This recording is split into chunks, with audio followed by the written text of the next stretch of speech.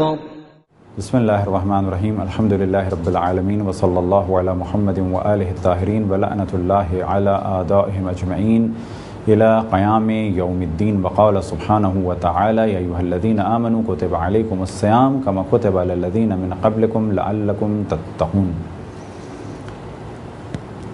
اب تک آپ کے سامنے مبطلات صوم کو بیان کیا اور اب اس سے متعلق کچھ مختصر سے احکام ہیں، اور وہ یہ کہ اگر ان مبطلات صوم کو جان بوجھ کے انجام دیا جائے تو روزہ باطل ہو جائے گا، لیکن اگر بغیر توجہ کے اور بھول کے انجام دیا جائے تو اس سے روزہ باطل نہیں ہوتا، سوائے ایک چیز کے، اور وہ ہے فجر تک جنابت پر باقی رہنا۔ لیکن وہ بھی کب؟ وہ اس وقت کہ جب دوبارہ سوئے اس نیت سے کہ اٹھے گا اور آنکھ نہ کھلے، اور یا یہ کہ تیسری دفعہ سوئے اور نیت یہ تھی کہ میں اٹھ جاؤں گا لیکن آنکھ نہ کھلے۔ اسی طریقے سے اگر کسی نے ان مبطلات میں سے کسی ایک کو انجام دیا بھول کر، فرض کریں کسی نے کھانا کھایا اور کھانے کے بعد اسے ایک دم سے یاد آیا کہ میں نے کھانا کھایا ہے روزے میں،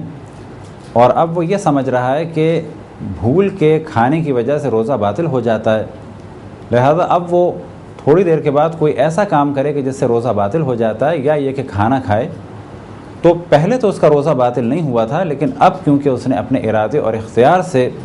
کھانا کھایا یا کوئی اور کام انجام دیا تو اب اس کا روزہ باطل ہو جائے گا۔ اب یہاں پر پہلے مرحلے میں گفتگو ہوئی بھول کی، اور پھر اسی مسئلے کو اپنے اختیار سے انجام دیا۔ اب یہاں پر گفتگو یہ ہے کہ فرض کریں کسی ایسی جگہ ہم جائیں کہ جہاں پر زبردستی ہمارے منہ میں کچھ ڈال دیا جائے، یہ کام ہم نے نہیں کیا بلکہ ہمارے ساتھ کر دیا گیا، تو کیا روزہ باطل ہوگا؟ اب اگر ہمارے منہ میں کوئی کھانے کی چیز ڈال دی گئی، یا ہمیں زبردستی پانی پلا دیا گیا، یا یہ کہ ہمیں سوئمنگ پول میں ہمارے سر کو ڈبو دیا گیا، تو کیا روزہ باطل ہوگا؟ تو یہاں بھی روزہ باطل نہیں ہوگا۔ اب تک تو یہاں پر یہ تھا کہ زبردستی منہ میں کھانے کی کوئی چیز ڈال دی۔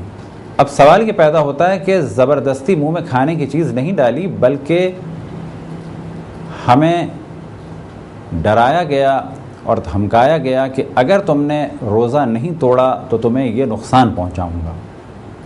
یا یہ کہ اگر یہ چیز نہیں کھائی تو تمہیں نقصان پہنچاؤں گا۔ اب اگر ہم نے وہ چیز کھا لی مجبوری کی بنا پر تو یہ کھانا حرام نہیں ہے، ہمیں کوئی گناہ نہیں ملے گا،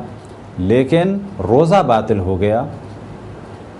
وجہ کیا ہے کہ یہ کام گو کے مجبوری کے عالم میں کیا لیکن اپنے ارادے اور اختیار سے کیا۔ یہ تھے مختصر سے احکام مخصوصاً ان چیزوں کے بارے میں کہ جس سے روزہ باطل ہوتا ہے۔ اب انشاءاللہ روزے سے متعلق باقی دیگر احکام کو تدریجاً آپ کی خدمت میں بیان کیا جائے گا۔ خداوند تبارک و تعالیٰ سے دعا ہے کہ بحق محمد و آل محمد ہمیں اپنے رسول اپنی حجتوں خصوصاً امام زمان علیہ الصلوۃ والسلام کی معرفت اور اطاعت کی توفیق عطا فرمائے۔ وصلی اللہ علی محمد و آلہ الطاہرین۔